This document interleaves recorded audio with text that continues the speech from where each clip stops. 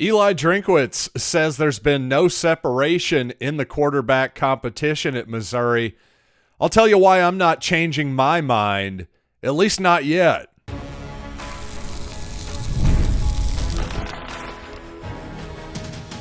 You are Locked On Mizzou, your daily podcast on the Missouri Tigers. Part of the Locked On Podcast Network, your team every day.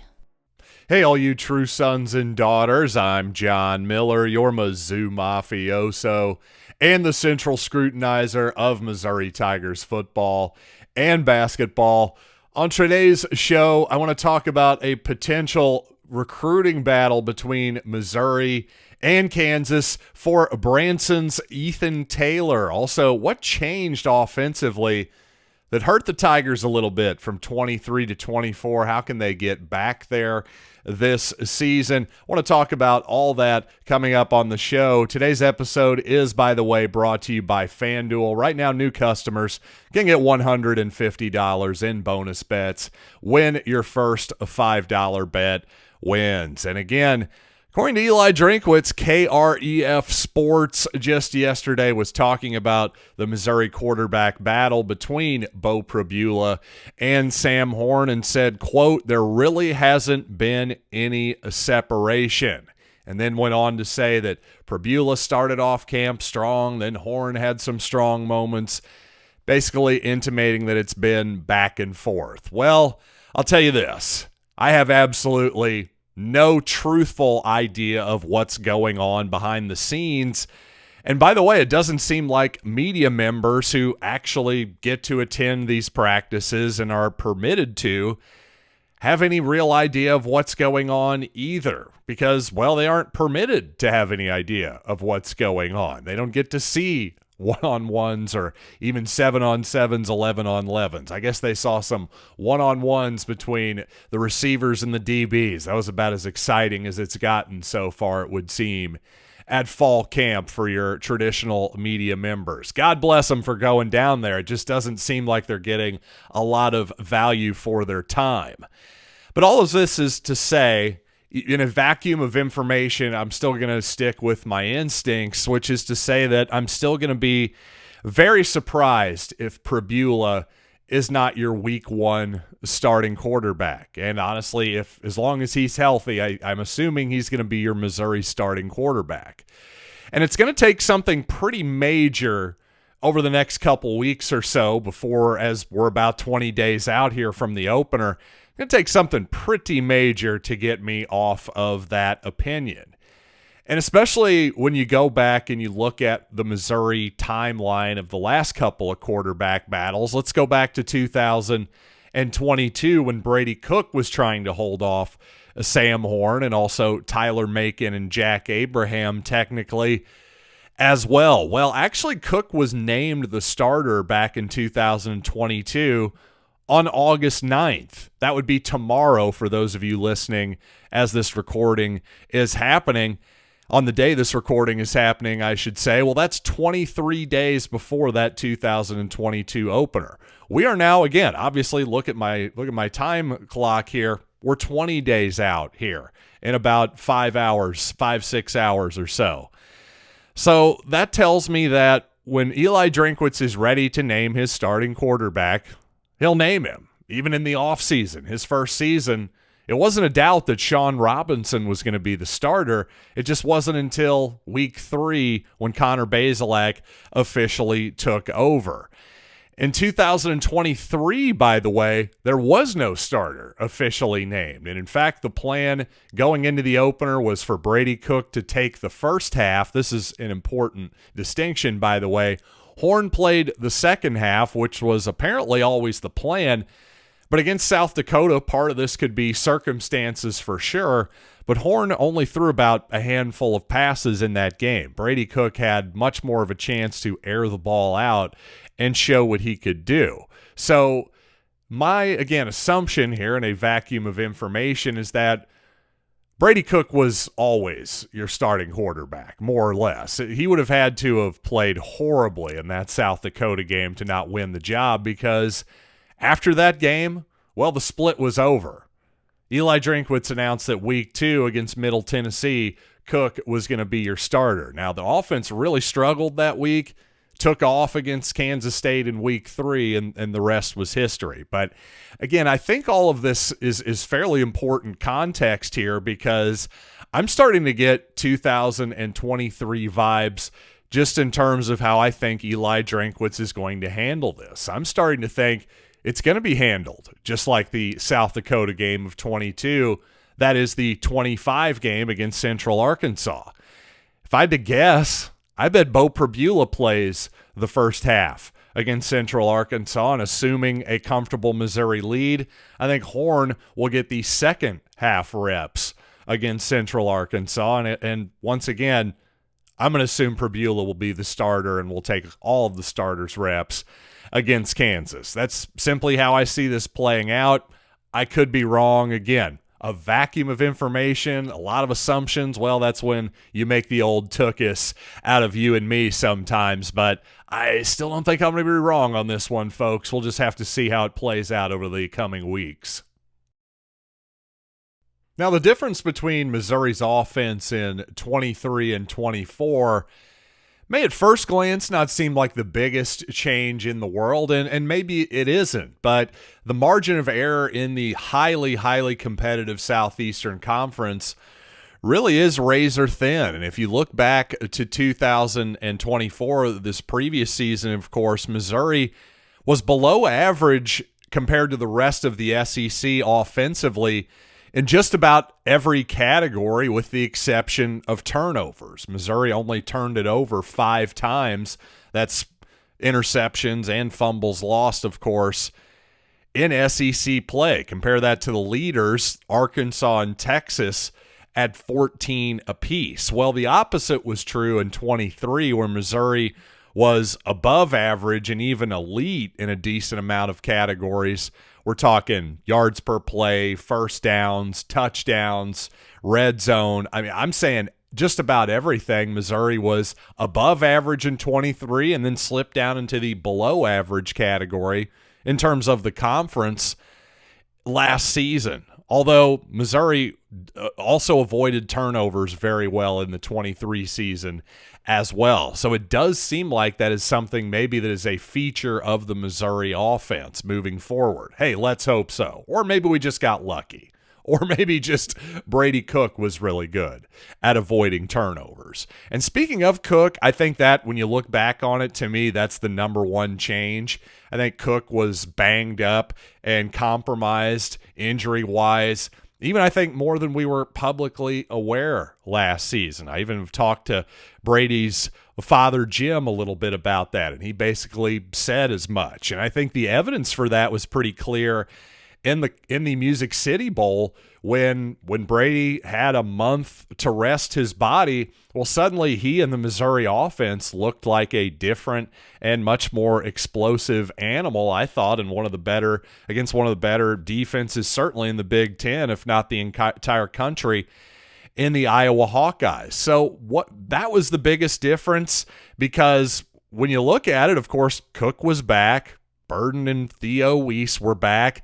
The offensive line was mostly the same. I think they were a little bit worse in run blocking, maybe a little bit better in pass protection.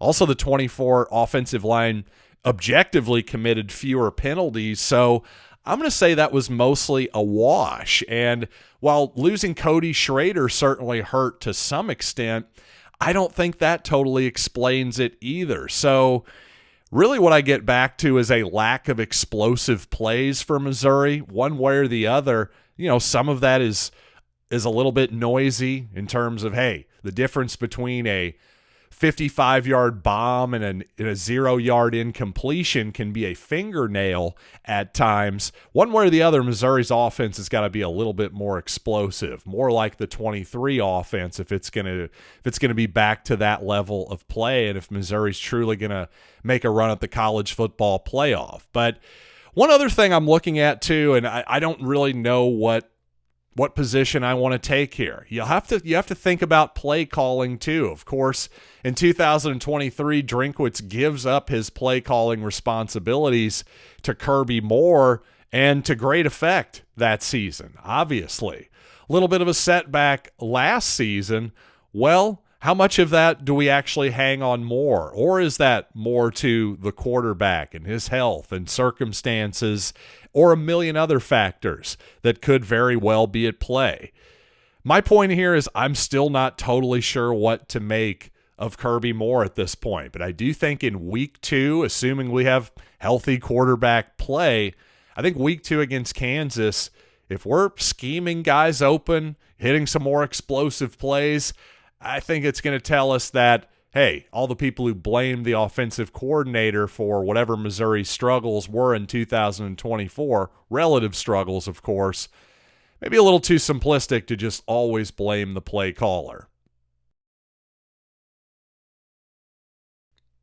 And after winning a basketball game against Kansas for the first time in more than a decade, well, it looks like Missouri might be poised to win a recruiting battle with the Jayhawks as well. So I want to talk about that. But first, let's talk about FanDuel, where summer sports are, of course, in full swing, whether you're talking baseball, golf, or soccer. FanDuel is obviously the best way to make every game even more exciting, especially with live betting, in my opinion. And a lot of times, hey, some decent values there. Again, be careful out there, people. Let's never bet more than, say, 1 to, at the absolute most, 5% of our betting account on one single bet, folks. Never, ever more than 5%. That means you got $100, never more than 5. Why? Because we're going to stay alive out there, people. That's the key. So if you're new to FanDuel, new customers can bet just $5, by the way, and get $150 in bonus bets if your first bet wins. Open the FanDuel app today or visit FanDuel.com to get started. Now, I will confess, I have not done a deep scouting dive on Ethan Taylor as of yet. But by the way, the 7-foot, 244-pound center, currently attending Link Academy in Branson, Missouri. Again, haven't done the deep dive on him, but anytime you can give me a borderline McDonald's All-American, at the very least, type of prospect at 7 feet tall, yep, I'm interested, especially if I can kick the Jayhawks in the butt while I'm doing it. And Ethan Taylor, who originally was from Shawnee, Kansas, by the way, now in Branson, Missouri at Link Academy, like seemingly just about every really good talent in the Midwest at this point. And if that sounds like an exaggeration, it really isn't. Taylor, along with 5 of his teammates, so 6 players at Link Academy, are among the top 7 in the state right now. 5th-ranked guy in the state, by the way, Carlos Medlock Jr., another Link Academy guy, heading to Michigan State. So that kid has 4 teammates who are ranked higher than him, and he's going to Michigan State. That gives you a pretty good idea what's going on down in Link Academy. By the way, the only young man who is not going to Link Academy in that top 7, Ethan Brown of Rolla, heading to Illinois. So a decent amount of talent in the state this year, but 80+% of it, bizarrely enough, is at Link Academy for whatever reason. Obviously, the reason is, hey, those guys think they can get their talents polished up and headed off to a major college program and perhaps to the NBA someday as well. That's obviously all of these guys' goal. And the interesting thing here is it just seems like, well, Taylor obviously has a Missouri offer. He's got a Kansas offer.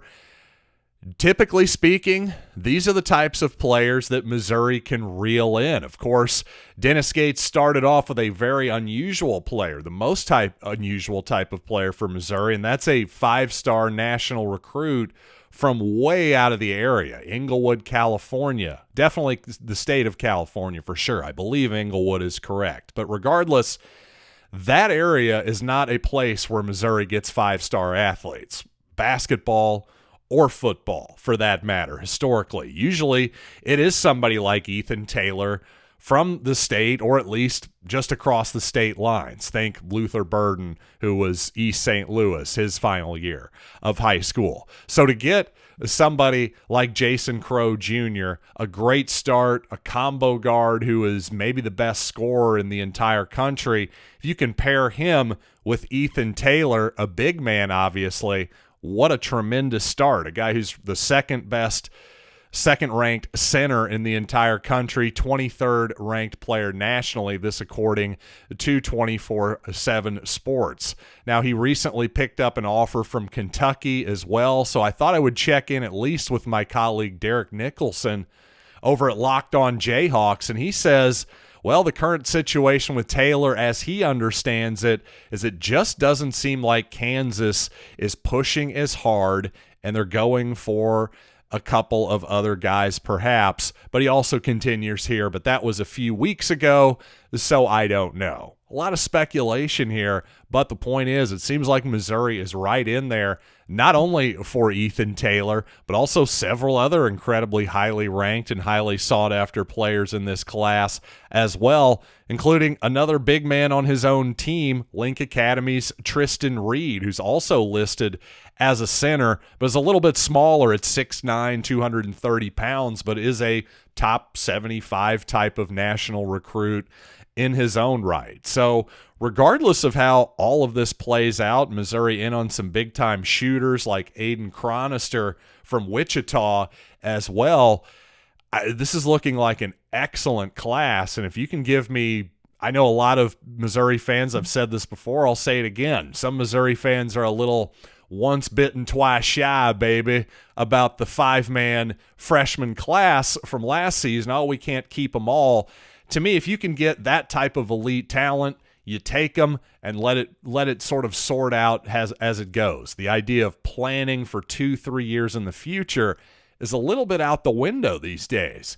You want to try to look to the future, of course, but the most important factor by far is right now, especially in the world of the free transfer portal.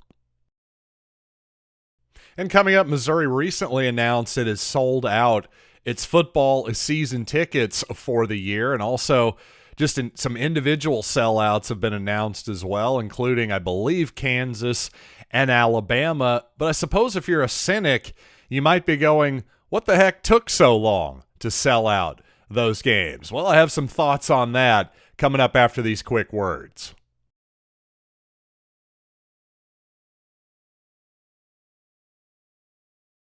Now let me paint you a hypothetical scenario real quick. I'm going to talk about Missouri and their selling out of the season tickets. That certainly can't be a bad thing, but if you thought, man, what took so long? I want to explain maybe the dynamics that are happening behind the scenes here.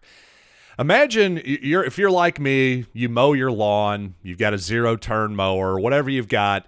You know, some days I get tired of mowing my lawn and I think, why am I doing this? I should just sell the freaking mower and pay somebody to do it for me. Well, let's say I did that and decided to sell my lawnmower, and I'm going, you know, I don't sell mowers very much, not really sure how much to offer it for. Let's say I put it out there for $3,000 on Facebook Marketplace, and the second I do, within like 5 minutes, I've got 10 guys saying they want to buy the lawnmower. Now, at first hand, you might be going, oh, great, I've got a lot of potential buyers here. That's good. But what's bad is that means, to me, that's a glaring sign that I've underpriced my lawnmower, because people shouldn't be that excited about a lawnmower coming onto the market. But people get really, really excited for a good deal and will jump all over it.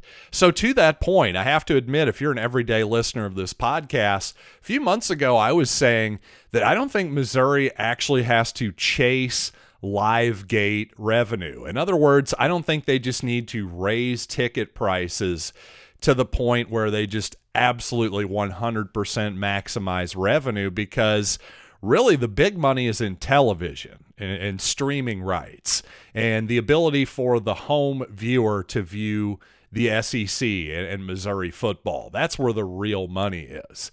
So to me, this was my opinion, and still is for the most part.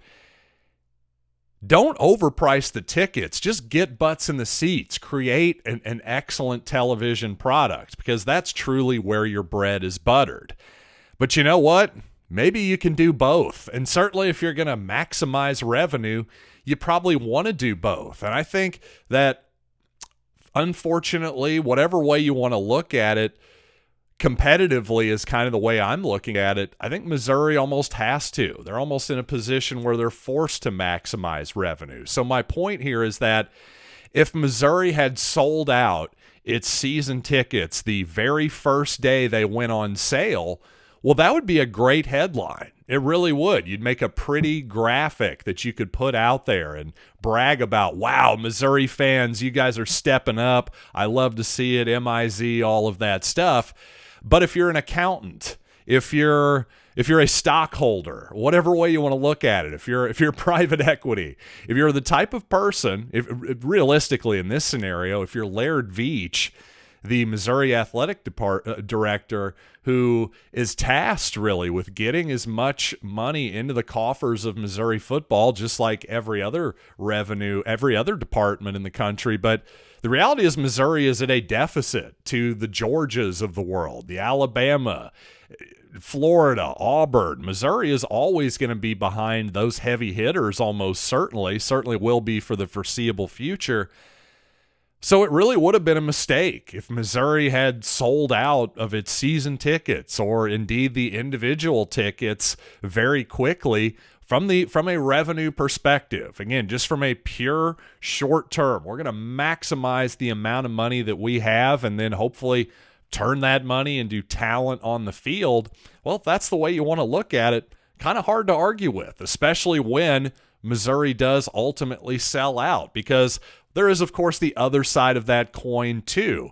If you overprice your lawnmower, if you're putting it out there for twice as much as what the market will bear, well, then you have the opposite problem. Instead of getting 10 contacts within 5 minutes, well, then you've got crickets for a month, and your lawnmower's just sitting there collecting dust and taking up space in your old John Deere room that could become a golf simulator room. Not that I've thought about doing that in my life. Now this is getting a little bit too personal, but I think you get my point. The point here is that if you're Missouri, the reality is, you know what? I have to accept this. You're not Alabama, you're not Georgia. So what does that mean? It means you almost have to get even more greedy with your fans and just try to bleed them dry for every single dollar and cent imaginable if you want a competitive football team. I guess that's the price of being in the SEC, where it truly means more and it also costs more as well, most importantly. So, hey, thanks for joining me today on this edition of Locked On Mizzou, where the cost is and always will remain free for you, the everyday and the occasional listener as well. I value all of you, of course. And thanks, of course, as always, for listening and for making Locked On Mizzou your first listen today. For your second listen, check out The Portal Show. Brian Smith, the latest rumors, portal entries, and signings. Find The Portal on YouTube or wherever you listen to podcasts. So until next time, I'm John Miller. This has been Locked on Mizzou.